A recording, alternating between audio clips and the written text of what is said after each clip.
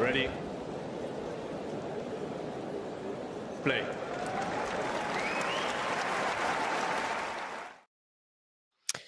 Good afternoon, good evening, good morning, as it is where... Oh, no. Good afternoon where you are, Caitlin. I'm getting my East and West Coast confused. How are you doing today, by the way? I'm so well. Thank you so much. Good, yeah. I'm in Germany, so it's evening now. I'm just about to have dinner. But what did you make of the Australian Open women's side, which is what we're concentrating on today in general? I'm so happy we are talking about the women's side of the draw because I have almost an unlimited amount of things to say about it. It was, for me, hard to top. It was filled with drama, really, really compelling matchups, a preponderance of a lot of players at the top of their game, which is not always the case in Australia because it's so early in the year. Sometimes people are still injured. Sometimes there's an inability to really prioritize this swing of the year as opposed to later on. And although, of course, we had a few notable drop-offs before the tournament began, the field was incredible. And most importantly for me, compared to anything else, is just the quality of the tennis. The quality of the tennis was fantastic almost across the board, and especially in the final. So for me, I have nothing but enthusiasm for what just transpired down in Australia for the past 2 weeks.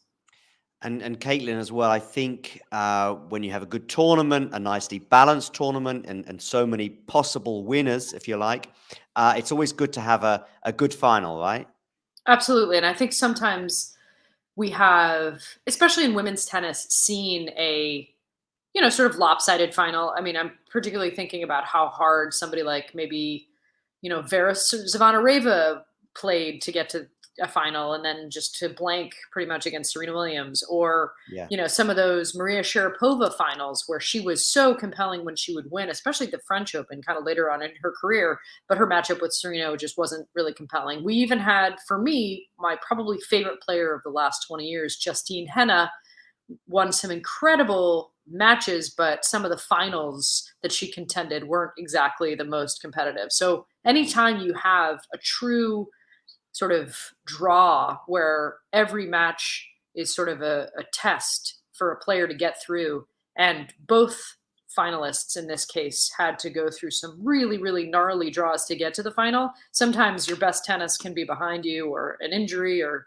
circumstance or nerves can sort of show their faces. I'm thinking specifically again about a player like Ons Jabeur last year who made 2 finals, and nerves in my mind were responsible for her not really competing as well as she could have for either. That didn't happen this past Saturday for the women's final. I thought the matches and the tennis only got better and better. And by the time those two were playing, from the first point to the last, it was just absolutely as locked in as it could have possibly been. So I'm excited to talk about the final for sure. But I'm also just really excited to talk about the tournament because I think there's so many amazing storylines that really bode well for the rest of not only this season, but really, I think, for years to come, because the field is young and they're all very, very, they're getting better for the most part. We'll begin with the final and kind of work back. And as we work back, it'll be a more generic view. But I do want to start with the final, as we just touched upon it. And it was a final that I think had expectations. We were all excited about it. I saw somebody tweet an image of a potential tennis ball that was going to get bashed left, right, and center. But so often we have this anticipation, and then some of the finals you just touched on from yesteryear, we're then left a bit disappointed. But what I loved as well, one final thing before I then throw the tennis ball back in your direction, is we still didn't know how this was going to go until the ball finally falls. I'm trying to just remember the last point now, but basically we've got the 4th championship point for Aryna Sabalenka, and we still don't know which way this is going, because she loses the next couple of points and we're back on serve, and you're probably going towards Rybakina in terms of the momentum. So that was also exciting. I absolutely love when a match truly is filled with so many momentum swings and also so much competitive equality. One of the things I'm sort of on record about with the men's Grand Slam play at this moment is not necessarily how much I hate 5-set tennis, although there's lots of reasons that I don't like it. But one of the things that I really hate the most about it is it's so easy for those sets in the middle to kind of be run away with by one player or another. And granted, that's not always the case, but a lot of the time that third and fourth set can start feeling really inessential. And obviously that happens in the women's game too, even though the match format is shorter. What I love so much about this final in particular is Rybakina had an edge in the first set, but only just. And she really only served it out there towards the end of the first set. And you still didn't get the sense that Sabalenka was far off the mark. There were just a few points here and there. I think I saw a stat after the final that was Rybakina won 103 points and Sabalenka won 110. So just the idea that these guys were 7 points apart in terms of their performance. And you're right. I think Sabalenka, especially the player that we've seen step to the line and have an attack of nerves, anxiety, yips on the serve, just pretty much anything you don't want at the later stages of a tournament to rear itself. And having been a former competitive player myself, although not in the pros, there's not much worse than feeling like all of a sudden you've forgotten how to hit a ball, especially your serve when it's a weapon like it is for Sabalenka's, and seeing her come so close and then just completely fall apart in so many semifinal matches. And to your point, even towards the end of this third set, where she seemed to be seized by some nerves and some serving and some yips of old. And then working through that and then working towards, she hit an incredible first serve out wide. They had a great rally. Rybakina hit one of the hardest returns she could have possibly hit. Sabalenka picks it up, have a cross-court rally here too, and then Rybakina misses it long. Not much margin and not much errors from either player. Lots of winners and lots of initiative taking, which is about as good as I can imagine tennis being. When I talk about tennis to people who don't know who the players are or don't know some of the stakes, I want to be able to show them points that are just so compelling and exciting. And I think I could show this match to many, many people and say, you don't need to know anything about either of these players, although the more you learn, the more it'll be interesting for you. But just on tennis alone and the tactics alone, this could stand up against, in my mind, one of the greatest finals probably ever competed. That is cool and not, it's relatively rare. So I'm so thrilled the quality was there from first to last. I think for the last game in particular, it also shows the beauty of the ad sort of scoring system. I mean, you and I, as tennis connoisseurs, we sort of get very excited about the tennis scoring system. But I think in particular that last game, and like I say, one of the beauties for me in tennis is that you can be, a few millimeters from glory 1 minute, and then half an hour later, 3 hours later on the men's side, you can be, staring down the barrel and perhaps lose the match. But listen, anyway, let's get back to this final. Let's talk about Sabalenka in particular. I would like to know your thoughts on something that I actually believe in, and that is that I think we might be seeing a Sabalenka style of, I think there's a lot of competitors, so we're not going to see a calendar slam. I'm not going down Steffi Graf, Martina levels of dominance, but we might see a more relaxed Sabalenka now, and therefore a more dangerous Sabalenka, because I don't think she's not one of these players that's going to lose motivation that we might see. I think that's going to stay. The edge will stay, because that can go one of two ways. It can go down that route of, okay, I've achieved what I want to achieve. But I think the enough tension and motivation will remain. But now she'll be an even more dangerous animal in that I think she's going to have the right level of motivation and a little bit less anxiety. I love that, and I hope you're right. I mean, I think for me, I saw Sabalenka first when she and Belarus made that thrilling run to the final. Azarenka and Sasnovich and Sabalenka were on the same team. I believe it was like 2017 or 2018. It was early, and she was very young. And immediately I was struck by just how ferocious and fearless her play is. Anybody who likes aggressive tennis and appreciates the counterpunching style, but maybe doesn't love it and find it as thrilling as the sort of first strike tennis that I grew up in, watching both Williams sisters, Kim Clijsters, Lindsay Davenport, Justine Henna, Jennifer Capriati, obviously Steffi Graf.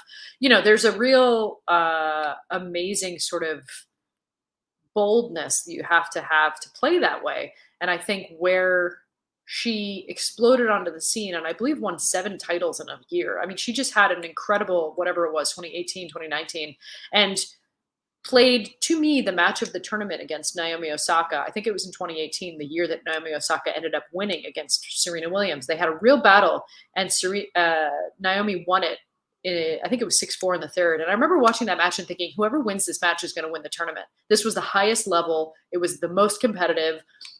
And they really had, in terms of ground game, very similar sort of ideas about taking the initiative. And if anything, Sabalenka had better volleys and a little bit more of a kind of go for broke craziness that I love in my players. I loved it when I saw it out of, Jelena Jankovic or Marat Safin, and I love it here.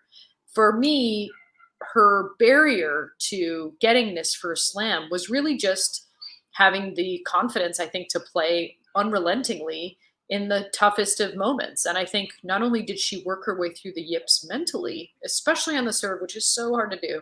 It's happened to me. It's nightmarish, but also biomechanically breaking down her serve and building it back up better. I mean, this woman was averaging a double-digit amount of double faults per match. That is insane. It's about 4 games you gift your opponent, at least, sometimes maybe 2, in a match or a tournament where millimeters, as you said, or moments can make all the difference. Starting with a 2-love deficit is an amazing, amazing sort of albatross to carry with you. She broke down her serve, rebuilt it, and made it even better. Last year, she still made the top 5 in the world and made the tour finals, despite the fact that she was basically unable to serve and was serving underhand by the end of the season. That's crazy.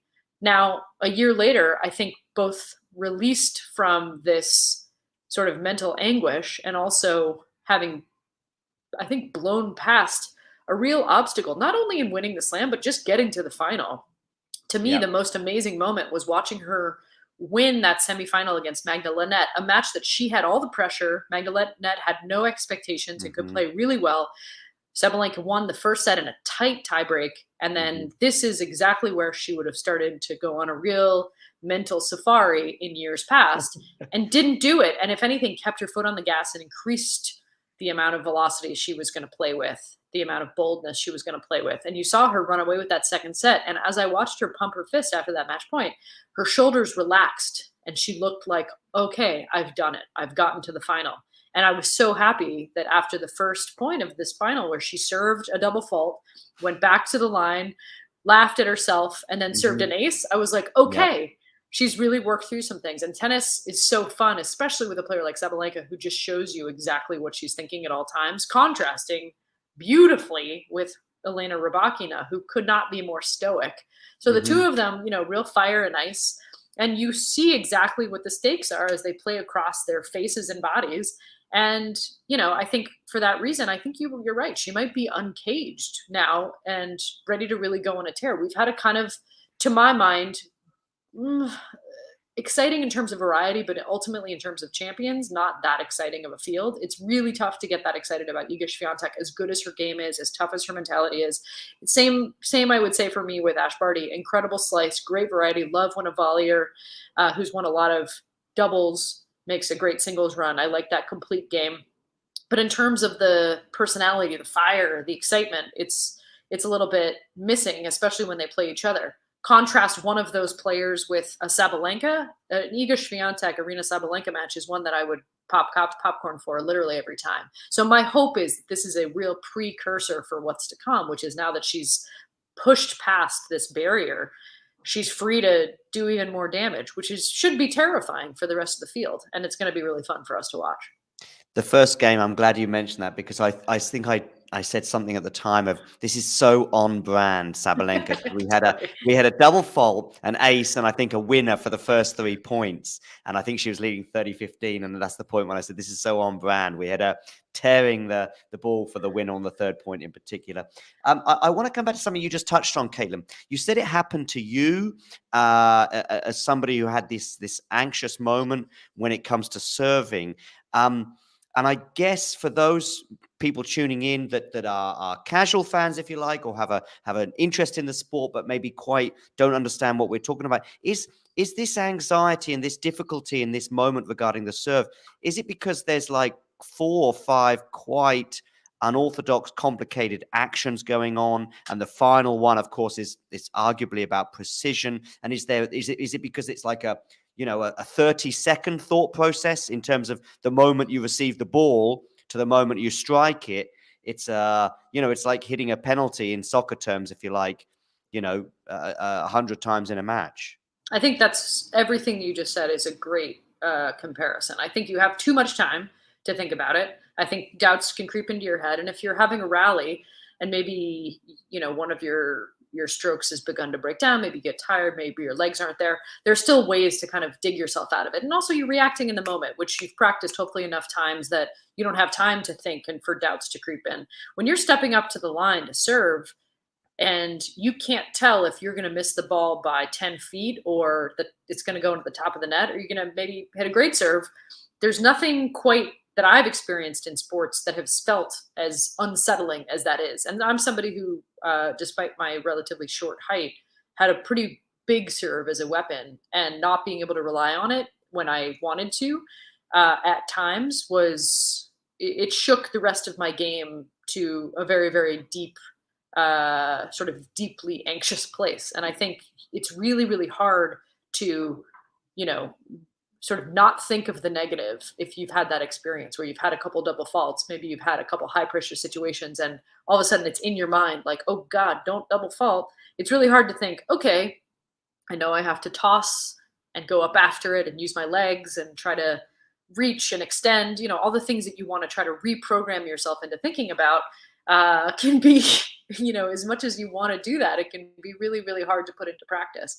And so I speak from some personal experience when I say having a serve that has gone off the rails is so fundamentally terrible that I'm shocked and frankly impressed that she thought to work with a biomechanics expert who literally fixed the mechanics of the serve, because the way she's described it is not only was it a sort of mental block and problem, but also she was able to strip away some of the inefficiencies of the motion. And, a serve is a complicated motion. It takes most of your body to hit a serve. You have to have the legs, you have to have the non-dominant arm that tosses it. The toss itself is prone to going on adventures if you get tight, or maybe it shortens its motion. You have to jump up after it and extend with your full rotation and body. I mean, we can go into, I think, some of the mechanics of tennis, but it's not an easy thing to do. It's not like hitting a layup or even a free throw in basketball.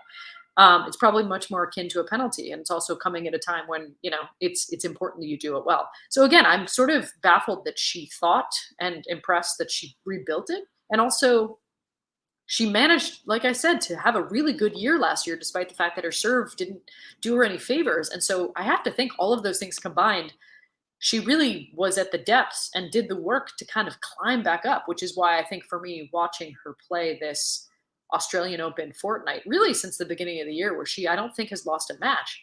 Nope. She deserved this because of how hard she'd worked. My podcast co-host, Renee Stubbs, for whom our podcast is named, was describing seeing her, Aryna Sabalenka, at Cincinnati, at Washington, D.C., at these places where they would go.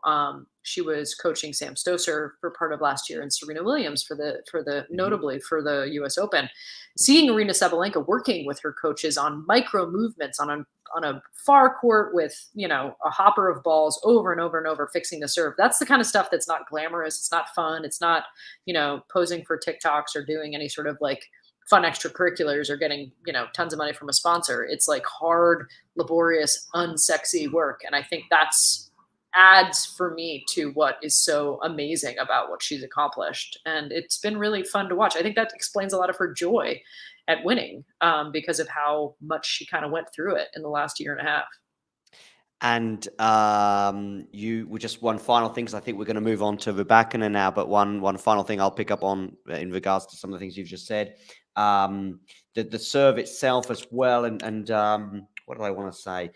You can't hide. It's not like you can just say, I'm not going to serve for half an hour, or I'm going to take a couple of weeks off serving if you want to compete. I also thought it was interesting a year ago, one or two people were saying maybe she should just step away from the tour for a few months or a few weeks. But I don't know. I was thinking, and I'm an amateur, I've never played the game at any serious level, if you like. But I was thinking, probably you've got to play through this. You've got to, because, you can step away for 2 months, but you're still going to step on the court 2 months later going, I wonder how my serve's going to be today. So hats off to that. I do think, and I also like the way you mentioned the North American swing, because when I say North American swim, I'm sort of talking about August, September time. I think that for me, an upward curve turning point for her was the match against Kai Kanepi when she was, I think, facing match point. She was also a double breakdown at one point, I think, in the second set. She got a net cord, as it turned out, on match point. She wins that match incredibly. She goes on and has actually a good US Open, if you like, getting to the semifinals, albeit that she was a breakup in the third set and wasn't able to see that through. She has a great WTA finals, in my opinion, and loses the final. She beats Iga Swiatek in the semifinals there and loses the final, but it was a really high quality match against Garcia. It wasn't like she was overcome with nerves. So I just saw that, the upward curve, and as a result, she then comes into this year, and as you say, she's on I think, 11 match winning streak now, only losing one set, and that was in the final. Let's talk about her opponent in the final, Rybakina.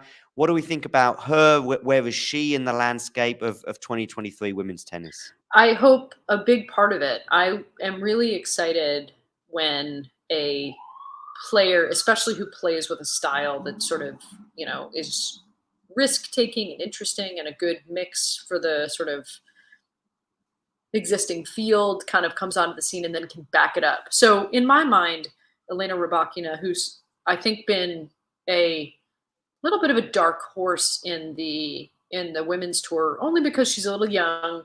She wasn't, even I think in her home country of Russia, a highly touted youngster, so much so that 5 years ago, and she's only 22, so this is as a teen, she sort of repatriated to Kazakhstan in order to get more support from the federation. Obviously, there's lots of implications politically for that, because most of the Russians and Belarusian, well, all of the Russians and Belarusians have been banned from team competition and from Wimbledon last year. Rybakina, even though she's Moscow born and has family there, was able to compete at Wimbledon. And as a result, she should be in the top 10, but because the WTA and ATP decided to strip points from Wimbledon, she wasn't. So there's a lot of things that this woman has had to contend with.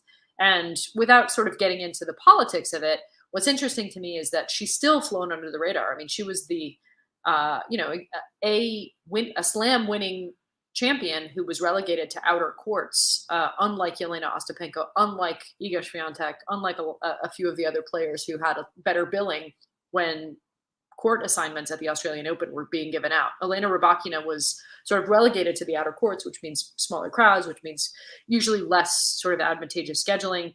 It's sort of a respect thing. On one hand, she's not a massive star because she doesn't have, I think, some of the familiarity and name brand recognition, and she's a little bit stoic and quiet and interior.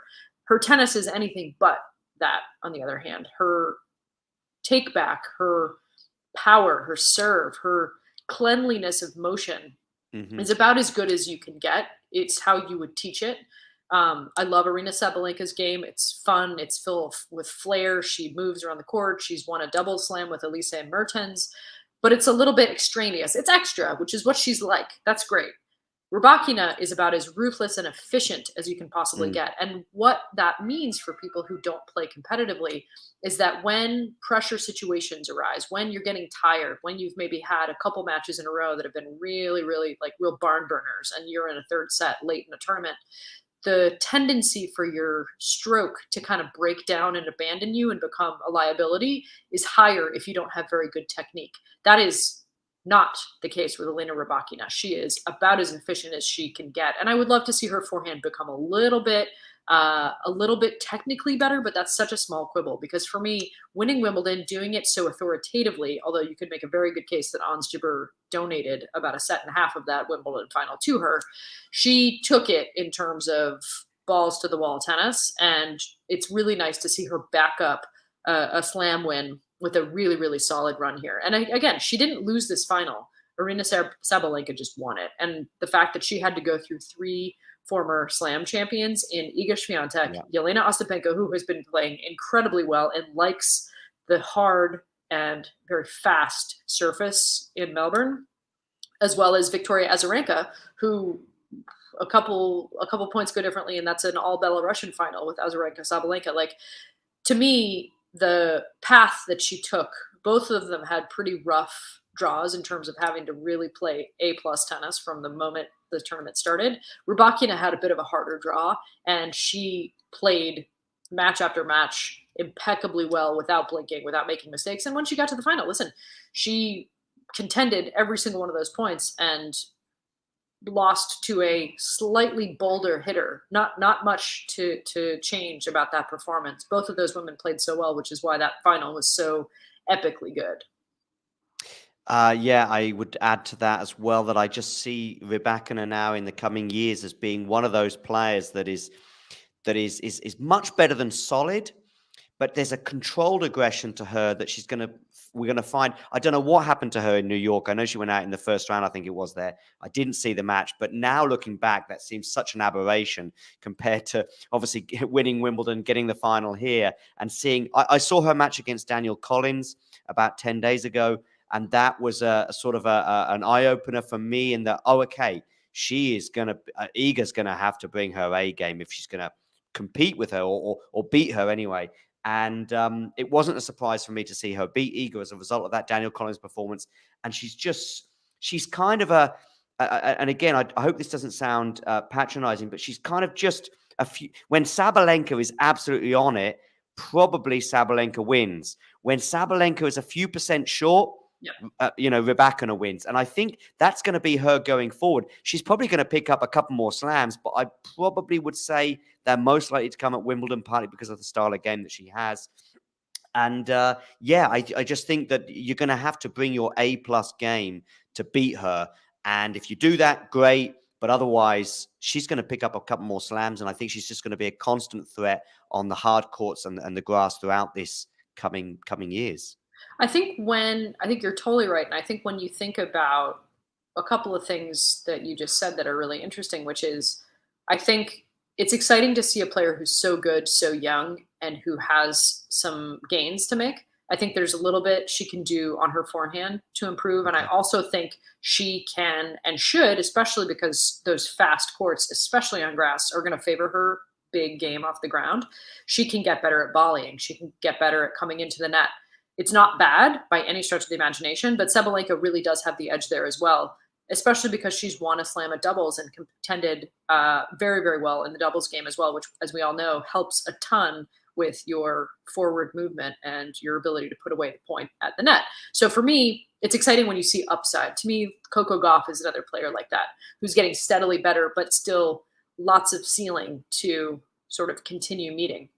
I also think I have long loved, and one of the missions of Racquet and what we're trying to do is to sort of celebrate the fact that tennis is exceptional when you have a whole cast of characters who can come in and out of narratives, whose styles and backgrounds and demographics are so different. That to me has always been one of the most exciting things about the sport. No sport is as global and as varied as tennis. I remember Billie Jean King once saying, there's no real rules about how you have to play tennis. You can hit two hands on both sides. You can hit a slice forehand like Monica Niculescu. You can return on top of the baseline, or you can stand 10 feet back like Dominic Thiem or Rafael Nadal does, right? There's very little blueprint for how you have to play the game, which is amazing.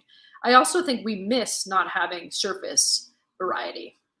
To me, the fact that Wimbledon has slowed down its grass courts, the fact that the U.S. Open has made its surface more uniform, has actually kind of made the tournament, especially on the men's side, the tournament's a lot less interesting. I think the sport was more interesting when the surfaces were varied and you had somebody like Sabalenka or Rybakina really excelling in grass, or somebody like Steffi Graf. And then when it got over to clay, you had your Tomas Musters or your Berasategis or your, Gugas. And on the women's side, obviously, your Aranchas and Gabriela Sabatinis. For me, the fact that the surfaces are so different is fun and cool. And I actually think the variety of slam winners should be celebrated and fun and great. That's really when you want your Ons Jabeur to exceed. So we haven't really had this kind of first strike tennis on the women's side, and we don't really have it now on the men's. What I like so much about this is you can see these two probably doing really well on a lot of hard court and grass court finals. But when it comes to clay, maybe the Ons or the sort of Igas who have more variety and the ability to kind of change pace, to me, that makes tennis so exciting because it's not a foregone conclusion. When you have such dominance, it just gets really boring. And I think that has, in an interesting way, been sort of I hope a precursor of what's to come with some big babe grass court specialists, and then the ability they have to maybe contend but not necessarily beat your more counterpunching strategic sort of dirt dogs in the Swiateks of the world. That is going to mean the tour is interesting and varied, and nothing is a foregone conclusion. The only thing I find really boring is when there's no drama, there's no excitement. And the men's final had absolutely none and didn't deliver in any way, shape, or form, whereas the women's was about as dramatic as you could have hoped for. So I think, to me, this is hopefully a real big, interesting preview of what we have to look forward to. A couple of things here from Matthew in the chat there. I by the way, I probably agree with you, Matthew, that countering you, Caitlin, is that one of the concerns on the men's side, and to a lesser extent the women's side, is I love the variety. I know what you mean in how that Wimbledon has slowed down now to the extent that Rafa Nadal and to a lesser extent Djokovic can be competitive there. And I suspect in a different era they might not have been. But I would also say that okay, I would also say that the serve bot element is a concern, as well. So that's the thing, but probably more on the men's side. Matthew, I'll address you very quickly on this. I think we can see several rivalries potentially emerging, maybe between 7-8 players, not just the two that competed in the final. But I know Caitlin is short of time, so let's get this pace up and running. Let's talk about Azarenka for 1 or 2 minutes. Thoughts on her tournament, and is this a return for her, or is this a goodbye, if you like? I'm not sure, and I hope it's the former. I loved the way she contended that U.S. Open and Cincinnati run a couple of years ago, where she ended up winning Cincinnati because Naomi Osaka dropped out and lost in a pretty good final against Naomi in the U.S. Open. We hadn't seen so much of her before she became a mother. So having her back on the tour, I think whatever that was, 2020, was really great. I think it was the pandemic year, US Open, because there wasn't any fans, and they played Cincinnati in the US Open the same sort of month-long period. What I was so excited to see about Victoria Azarenka is, I think, a return to form. She was, interestingly, I watched her play last year, and the big hitting, the great movement, the intensity was always awesome. She kind of looked a little detached and disconnected and kind of going through the motions. And look, this season is too long. They have too many tournaments. There are so many obligations. I get why you maybe want to just kind of phone it in once in a while. No harm, no foul. And for a player like Vika, who's famously intense in practice and in every match, her phoning it in looks like, more of an effort than I could ever make doing anything. I do think, though, hearing her speak about how she admitted basically that she'd kind of lost maybe the fire and decided to go in with an open mind this year and change her mentality a little bit. To me, that's really cool. It shows you that there's always new ways to relate, to keep improving. And I find it really inspirational that after so many years of doing this job and doing it really well, there's still excitement and a desire to challenge herself. And it's not just about chasing titles, but enjoying the experience, wanting to do what she sort of can dream of on the tennis court instead of just playing a match by the numbers. And for me, the best match that Victoria Azarenka played, no shame in losing to Rybakina. That was an incredibly good match, and she lost to, that day, a better player. What I liked the most was watching her play an incredibly tough and, frankly, I think extremely, and this is maybe a little bit uncharitable, but Julin, the young Chinese player who had a great run, took out Maria Sakkari as well as a couple other formidable names in the draw, was hitting big, very bold, but not necessarily sustainable tennis, not the way that Sabalenka could sustain it. I don't know if we'll see more of her, but playing against a surging player who's got all of sort of the intangibles on their side and thinking your way through the match and being patient and weathering storms and deciding when and how to, apply the pressure, when to counterpunch, when to go on defense, when to go on offense. To me, that Vika match was vintage in the sense that she thought her way through a lot of problems.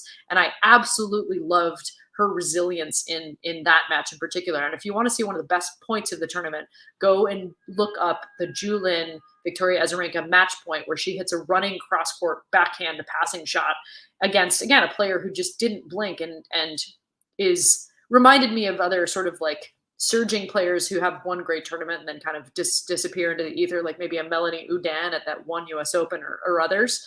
And Vika didn't blink and found a way to kind of work through that. And that showed me how many tools and how much sort of experience has given her game.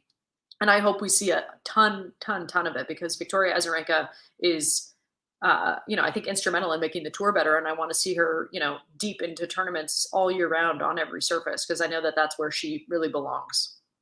She's up to 16 in the rankings now, and fingers crossed that we can see some more deep runs from her at slams.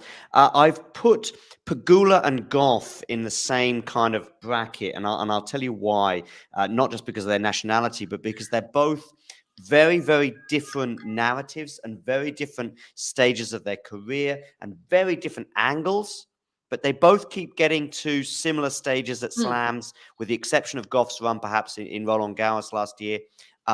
They both sort of got this sort of fourth round quarterfinal barrier, if you like, that as soon as they come up against a top player, they end up losing. And I think maybe Pegula in particular, the pattern is a bit more worrying, or am I pressing the panic button too early? Yeah, I guess I know what you mean. I think she can hang in there and have big ground stroke rallies with just about everyone. And she's kind of gotten, I don't want to say unlucky, but there's a dimensionality to her tennis that might have a little bit more of a lower ceiling, maybe. And I think while she has reached more of her potential more quickly, obviously she's a couple of years older than Coco Gauff, who's still a teenager. I kind of thought, I was a little surprised that she didn't get farther in the tournament, and I would love to see her add some dimensionality to her game. We know she's a great doubles player. She made the WTA Tour Finals in singles and doubles last year, which was awesome. And I feel like Pegula, she's only really been at the absolute top of the game really for the last year, maybe year and a half. So let's give her a little bit more time before we decide that she's failing to live up to expectations, because I think, for me, she can beat anybody on any given day, and if anybody needs any more evidence, just look at her routining of Iga Swiatek in the run-up to the Australian Open. Coco Gauff is interesting to me because I actually think she has succeeded too soon, and I don't mean that as an insult. She's wonderful for the game. She's an incredibly compelling competitor. She's amazing as a spokesperson for the game. Like, I'm delighted she's here. To me, she does everything that she should be doing at 18, but she's had a little too much success, which in my view has kind of created too much expectation. Her game is still very much in progress. She's made a lot of improvements to her serve and forehand, but they remain not elite. And that's not a dig. It's just at this level,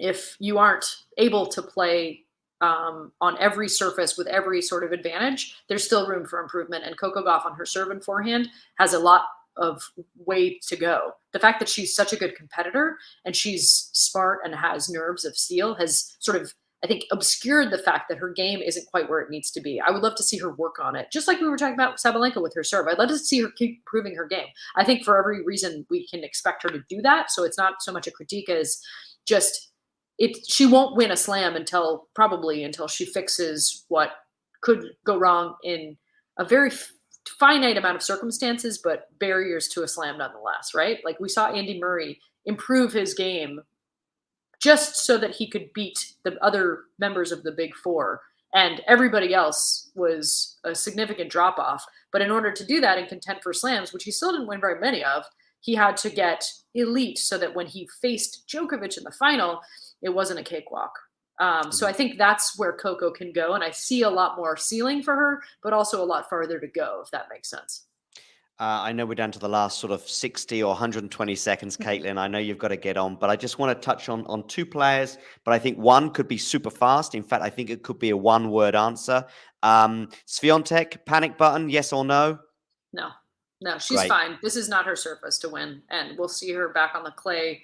Toot sweet. Swiatek, tick. That brings me to the last one. I'd love to talk about Magdalena, but let's just give her some love, and great to see her in a semi-final. Great run. Fantastic run. maybe we'll see some more from her. But the final player I want to speak about was the one that I mentioned to you before, which is Maria Sakkari.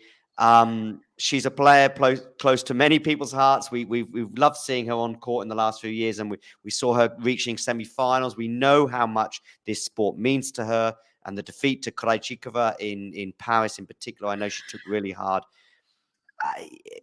Give me something to cling on to, or even, let me know your thoughts on her and where we're at with her right now. Maria Sakkari should have 2 slams. She should have won the U.S. Open that Emma Raducanu won. She should not have lost to Leila Fernandez, whose game is very one-dimensional, and she should not have lost to Krejcikova having match point, because she could have beaten Pavlyuchenkova in the finals. To me, Maria Sakkari has all the physicality, all of the upside, all of the energy, all the fitness that she could need.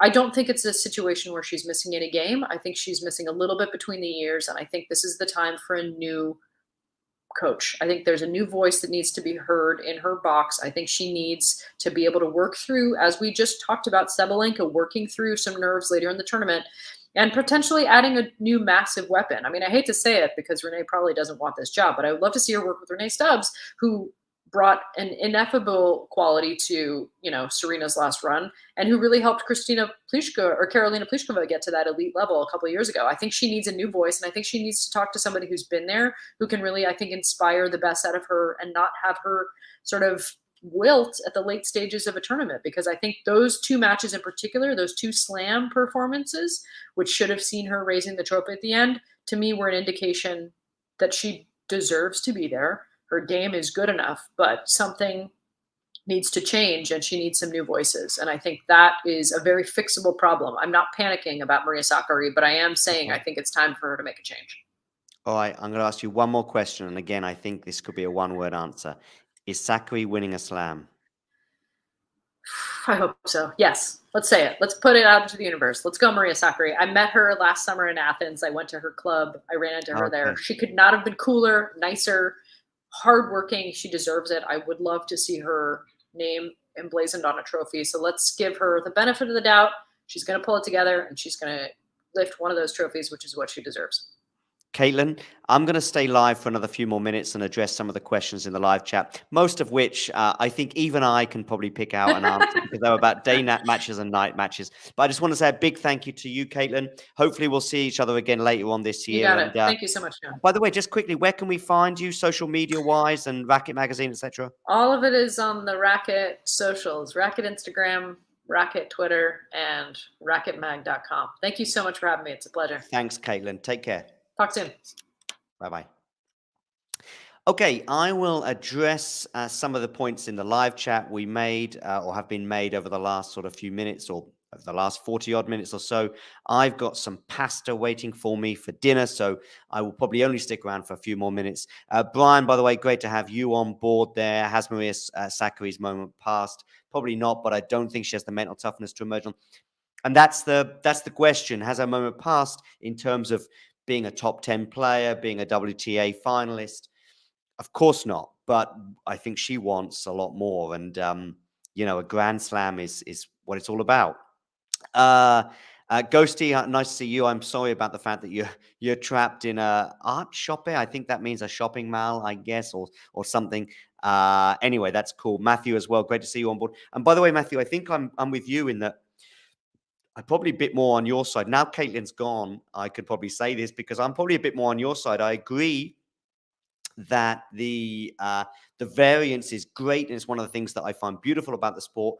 But I'm actually quite pleased that Wimbledon has adjusted a bit to make matches a bit more interesting, to give people the chance to play different types of game, and we don't just have, serve bots on the men's side in particular, winning and getting to finals, etc. But yeah, of course, Wimbledon slowing down in 2002.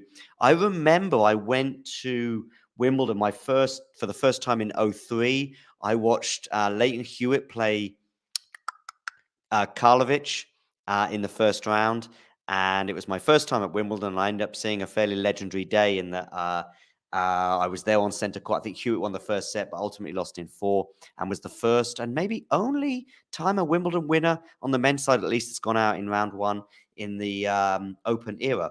And hi, Jane. And make sure, by the way, everyone, you hit the like button. Subscribe to the channel if you're new. And also, you can now join us as a member and become a part of the Talking Tennis community and enjoy many, many perks. There are different levels, if you like. It's all mapped out for you, but the top level will give you the opportunity to enjoy exclusive footage. Matthew, yeah, I there's so many players I never learn on. Basically, I'll back a player, I'll back a player, and I'll back a player, and then I'll suddenly waver and not back them, and then that's when, of course, they have their deepest runs. Hi, Janie, as well. Goff is only 18. Yes, definitely. I think we're well aware of the fact that her and Pegula, as I say, are running into this barrier, and maybe we need to be more concerned about Pegula. By the way, I'm going to just touch upon Magdalena. What a great run that she had in getting to the semi-final. From her perspective, the fear is this, or the concern is that is her slam run moment, if you like. She's a bit younger, but maybe you have to say I had the same sort of Tatiana Maria vibes from her semi-final run last year, etc., etc. Let me know your thoughts on that as well. I'm going to come to Maria Sakkari, and maybe I'll come back to those players, Tatiana Maria, but particularly Magdalena, in a second, because I'm with you, Matthew. I've not met Maria. Well, I had a press conference with her and I did pose a question, but I don't think that falls into the meeting point. But that was at Wimbledon last year. I am at a point of being worried about her, and maybe her time has passed, which is why I think it's 50-50. Maybe, by the way, I've got a question in the on YouTube, which is in the live poll, where you can vote whether Sabalenka will win another slam or not. But the question could also have been, as in this year. I think the framing is this year. I'm not quite sure. I'll have a quick look at that now. See where we're at in that poll. We've got 75% of people saying, will she win another slam this year? Yes, 75%. Wow. But that question could also be, will Maria Sakkari win a slam? Anyway, let's see. Yeah, you are British and you had to support Tim Henman. Yeah, I know, Michael, and I was on the Tim Henman train. That is for sure. Let's see how the 2023 season will pan out. Saba can win another major in the future. Absolutely. I think, as I touched upon at the beginning, I do think that now probably will happen. And I think with Sabalenka, it was always going to be a case of 0 or several, if you like, or multiple in a way. And maybe she'll end up with 1 and I'll be made to eat my words in a few years from now. But I actually think for me, it was always 0 or 2 plus. So when I say multiple, I mean 2 or more. Any final comments here in the live chat? Oh, night matches, day matches. Michael, yeah, I'm with you, by the way. Who was it who said get rid of them? Matthew, I think it was. Matthew, by the way, we agree on the Wimbledon thing. Don't get rid of night matches. Oh, no, I love them. I think we need to restructure them. I think Roland Garros, if they're going to have one night match, for example, particularly if it's a men's match, need to start earlier. If a scheduling becomes an issue, we start on a Sunday at Roland Garros. Why not start on a Saturday? And same for other slams. They can start on the Sunday or even the Saturday, if you like. I'd be up for, say, at Wimbledon. What would be great? Start on the Sunday at Wimbledon, and I tell you what, just have 2 matches. Just have the men's winner from the previous year and the women's winner from the previous year. And if for one reason or another they're injured or unable to compete, maybe the world number 1 or something like that. But just have 2 matches on the Sunday at Wimbledon. Let's start and make it a 15-day tournament. Why not? And French Open could also start on the Saturday. But listen, night matches, no, I love them. I think maybe, Matthew, I don't know where you're located, but if you're in the US, maybe the night matches at various tournaments become inconvenient in terms of the timing, and I get that. I don't know. Maybe you're in Europe, Matthew. I don't know where you are located, but no, I'm very keen on keeping the night matches personally, and I know Michael is too. What's this here? John, no man in the Open era has backed up their first major by winning the next one in the calendar. How about the women? Matthew, honestly, I don't know. But Michael Walker is our top man on that side of things, so maybe he can let us know. Make sure you hit the like button and subscribe to the channel if you are new. I have no idea how many likes we've got on YouTube right now. Maybe someone can let me know in the live chat. I am 2 or 3 minutes away from concluding this show, so you've just got a couple more minutes to send in a super chat as well. You've got forever to join us, by the way, but you've just got a few more minutes left to send in a super chat to support the channel for all the work that we've done over the last couple of weeks and will continue to do throughout the year. And I'm very, very excited about that. But just quickly, I'm going to see if I can address this question. No man in the open area, that's true, because I remember that being a big narrative regarding Daniel Medvedev on the men's side, that he potentially would win his first slam and win the next one. I'm just trying to think. First time slam winners. I mean, Azarenka obviously won it a year apart. I think it was in Australia. What about Serena? Her first slam win was obviously in the US Open of 99 maybe? Was that her first slam, or 98 at the US Open? So then did she win Australia? So she won it in 99. And no, she didn't back it up by winning the next slam. She actually went 3 years, I think it was, without winning the next slam. And her next slam, curiously enough, was the French Open. How about that, ladies and gentlemen? So she wins the US Open in 99 and then doesn't win another one until 2002. And that one was the French Open. And then she goes on a 11-year gap before she winning again in 2013. So those are the sort of my first ones that spring to... Oh, Venus Williams did. Thanks, Michael.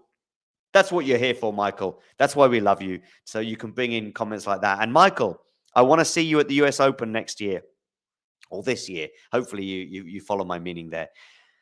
Okay, listen, everybody, make sure you hit that like button. Make sure you subscribe to the channel if you are new. Thank you for all of you stopping by the way. Thanks for also backing up the year there. Matthew, there you go. You've got your answer, albeit it didn't come from me. It came from Michael. So in the year 2000, I'm just going to have a look at Venus. What did she do? She obviously won. Did she win Wimbledon? Was that her first slam? Let's have a quick look at her and see how she got on. She won Wimbledon in 2000 and then the US Open the same year. And I'm sure Michael's about to say that in the live chat. Everybody, thank you for stopping by. Make sure you hit that like button. Matthew, they're giving a big round of applause. Don't forget to subscribe to the channel if you are new.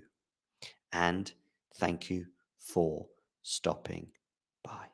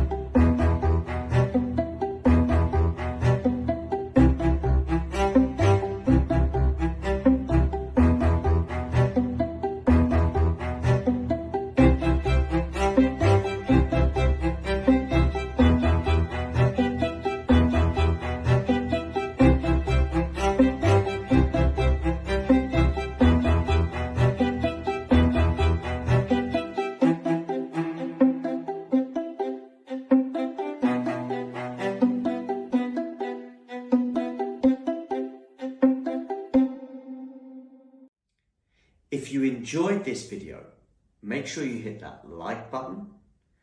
Don't forget to subscribe and click that notification bell so you don't miss out on all things tennis.